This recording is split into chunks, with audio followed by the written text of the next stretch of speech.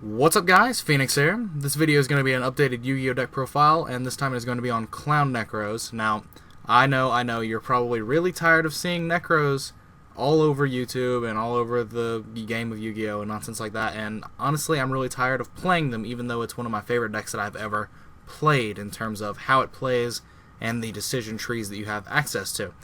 But, honestly, I try to cater my videos towards everyone, but a healthy chunk of everyone that, is part of my subscriber base is also a competitive-minded set of people. And I talk to them on Facebook a lot about Nekroz theory and stuff like that, different deck lists, different conclusions I've drawn in testing, things like that. So, if you don't care about Nekroz, you don't have to watch this video, but it's definitely going to be a video catering more towards the people on the competitive side of the spectrum, where I kind of fit, hand in hand, halfway between casual and competitive with the content I try to put on my channel. But anyway, this is not the deck that I played at YCS Dallas. It should have been.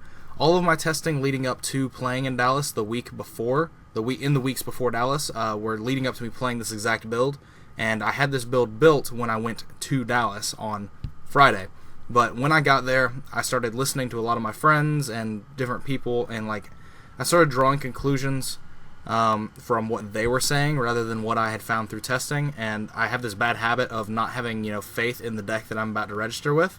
So I changed a lot of things last minute, and honestly I just entered an event that with a deck list that I wasn't prepared to enter with, and that definitely caused me some trouble throughout the day, and I believe is a large part of a contributing factor to why I didn't do as well as I should have, because I made a lot of changes, and those changes, whether or not they were warranted or not entirely sure, but I'll have a different video for a Dallas recap going up sometime in the next couple of days, and I'll have just a picture of a deck list of what I played at the event. It's just a little bit different from this, but the minor differences that I made really heavily affected gameplay, and I really didn't like it. But anyway, there are 13 Nekroz ritual monsters. There's 1 Decisive Armor, 1 Trishula, and triple Valkyrus. I think it's really important to play 3 Valkyrus now, specifically in Clown Nekroz, because you're going to have hands that are rather clumpy at times. And being able to use Valkyrus, especially specifically against other matchups besides the Nekroz mirror, being able to stick it on board and continually clear the clunky cards out of your hand and get pluses, yield pluses off of them, stuff like that, is definitely a huge factor. If you were playing pure Nekroz, you could probably get away with playing just 2 of them like I have in the past. I am an advocate of playing 2 of them at most times, but I just felt like 3 was more ideal in a lot of situations than 2, strictly on theory of how much I want to have the card available to me. So I actually just really like 3 right now. But continuing on, double Brio, 1 Catastor. He's honestly my favorite one in the deck, because he's basically a searchable way to make a rank 4 as well as a searchable clown card, essentially. Your clown cards are used to put other level 4s on board, like with Trick Clown, Hat Tricker, and then Damage Juggler to get access into them. This card is a searchable version of that, in the essence that you can use this with your Great Sorcerer and Dance Princess to put another 4 on the board, while it's much heavily more accessible through your own Nekroz engine doing what it's supposed to be doing anyway. But continuing on, triple Unicorn and double Colossalus for the last ritual monsters. Like I said, that should be 13 unless I'm just horrible at counting. But the other 15 monsters in the deck, there are triple Manju and triple Sinju, because these cards are just amazing. You'll complain about seeing none before you'll complain about seeing multiple. And then 1 Dance Princess, 1 Great Sorcerer, and 1 Shrit for the Nekroz orange cards. I like Dance Princess a lot better than I like Exa. I played Exa in Dallas, and it was just always really trash for me.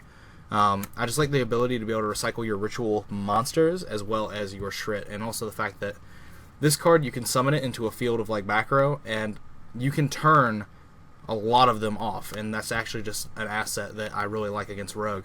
That while Exa allows you to grind a lot easier, and it is definitely a card that can generate plays as a 1-of by itself by banishing it from grave and getting a banished Shrit back, this card just has a lot more utility in my eyes, especially with Catastor in the deck, that I just really liked, and it was something that I really just wanted to have in the deck going forward.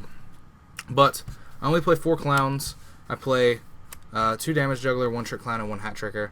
Overall, I feel like this is a nice, solid ratio. You want to see Damage Juggler before you see either of these, and these are just bricks in your hand, whereas Damage Juggler can actually get value by negating Wavering Eyes against Klee, doing a bunch of other stuff, being something that can soak up a single attack of damage where you don't have to burn a Valk and then it'll replace itself with one of these guys. There's just a lot of different varying things and varying outcomes that allow these cards to be really good.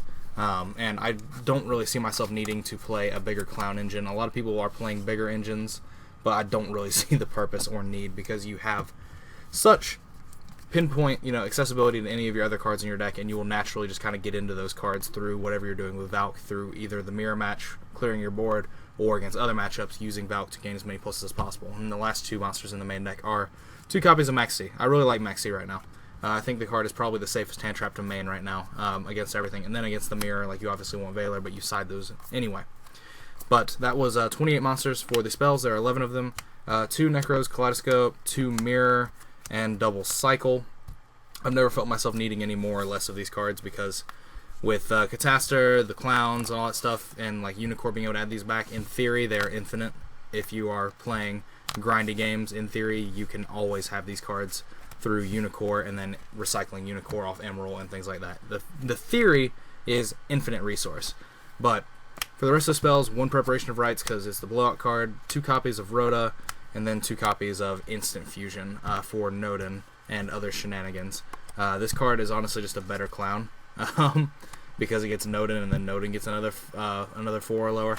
So overall, Instant Fusion just kind of replaced some of the clowns in the main deck, whereas some people would be playing 5 to 7, or even some people were playing like 8. You can just get away with playing like Instant Fusion and stuff because it's just as not searchable as the rest of the clown cards were. But the last card in the main deck is Vanity's Emptiness. I decided I like maining this card now more than I used to, simply because there are a lot of people that, like, if you side Emptiness with the strict reasoning of siding it out, offering to side it out with your opponent, there are some people that will be like, that won't want to side out Emptiness, and this card is just a win button against a lot of things, and if you are able to win game 1 by using this card, your opponents 9 times out of 10 are going to be more likely to agree to side it out, because they are going to be angry that they lost to this card if they feel like they shouldn't have lost otherwise. So it's honestly just a mind game. It is also just a really good card right now in general, simply because like Nekroz decks are very streamlined now into like not playing MST or Raigeki. So there are a lot of situations where like you can just have this and they can't out it, and it'll win you the game from there. So I felt like it was worth maining at this point in time, where it hasn't been in the past, because they're not maining MST anymore, and basically like the only real out to this card is like attacking over a monster, and if you have Decisive Armor or Valkyries in hand, that's never going to be a case. But anyway, for the extra deck, for Kaleidoscope targets, I play one Ultimate Zolkin for the level 12 and 2 Herald of the Arclight. These people have asked in previous videos why I play these. These, if you don't know what Nekroz Kaleidoscope does, it sends cards with levels from your extra deck to the grave to ritual summon monsters. There's no way to actually summon these in the deck, with the exception of Herald of Arclight. You can summon it post sideboard, because I side Valors right now, so you could make Herald of Arclight, but Ultimate Zolkin, there's no way to make in the deck. You just use it, you play it to use with Nekroz Kaleidoscope. If you haven't read it, I really suggest you do, because it's an amazing ritual spell. But for Instant Fusion targets, 1 Panzer Dragon and 1 Norden. I felt like playing 1 and 1 was perfectly fine. And like, because I could either play 2 Norden or I could play 1 Norden and no Panzer Dragon, but Panzer Dragon turns Instant Fusion essentially into an MST to out cards like Vanity, or not Vanity, out cards like Skill Drain and Lose a Turn, and in some instances against slower decks like Gang Zings, outing Mistake, and that's actually just something really cool that you don't have access to otherwise. Whereas like Nodin requires you to make a rank 4, and it loses to Lose a Turn, Skill Drain, things like that. Whereas this, you can Instant Fusion it out, and then it'll die, and then you can pop that card. And that was just an option that I really liked. The ability to have, because versatility is the key of this deck. This deck is so versatile. That's why it's so much better than everything else, because its engine is very strong and very versatile. And just adding more cards that allow you to have more varying situations when variants and things like that come up is what allow you to do well with the deck. But the 10 Exceeds in the deck, 1 Masquerade for Shadal's in the Mirror, 1 Castell, 1 Diamond Dire, 1 Exciton Knight, double Daigusto Emerald, double Abyss Dweller, Cowboy, and Rhapsody. Nothing too like spectacular. I feel like double Dweller and double Emerald is actually a bit mandatory right now, simply because like there's a huge boost in Shadal's popularity, and this just allows your resource pool to, in theory, be infinite. because you can always put the first emerald back off of the second and continually make emeralds through Catastrophe and Clown cards that you're also putting back, as well as like Kaleidoscope, Manju Sinju plays. There are multiple ways to make rank 4s in this deck, but the theory of playing double emerald, which is why I believe it is mandatory, even though some people are only playing one right now, is because of the theory of just infinite resource. If your resource pool is theoretically infinite, then you should have no problems going forward in many a game state, because this deck just puts out rank 4s like nobody's business.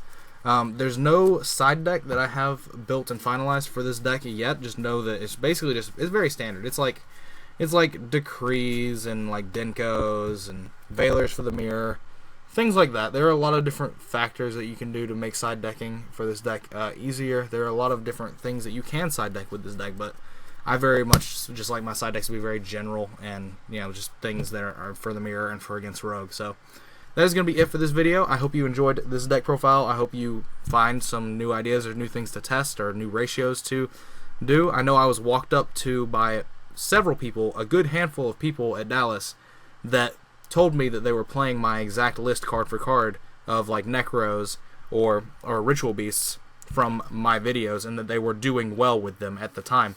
So, I mean, that is definitely why I make these videos, and I felt very, proud and pleased that the decks that I have built and the decks that I have tested were doing well for other people as well. So, there is that. But anyway, that's going to be it for this video. As always, guys, thanks for watching. As always, comment, rate, subscribe. Like the video if you would like to see more deck profiles of possibly some different decks in the future. I'm definitely working on some Dragoonity concepts right now, simply because like Dallas is over, so I have a lot of downtime. Links are in the description to both my Facebook pages. As usual, go to the appropriate link, do the appropriate action with either. Click an ad if you have not. I'd greatly appreciate it. It helps me make money, and there's no reason to lie to you guys about that. But as usual, I would not be offended nor take it personally if you decided not to do so. Just know that it would help me out greatly if you decided to do so. But as I've already said, that is it for this video. And as always, guys, take care.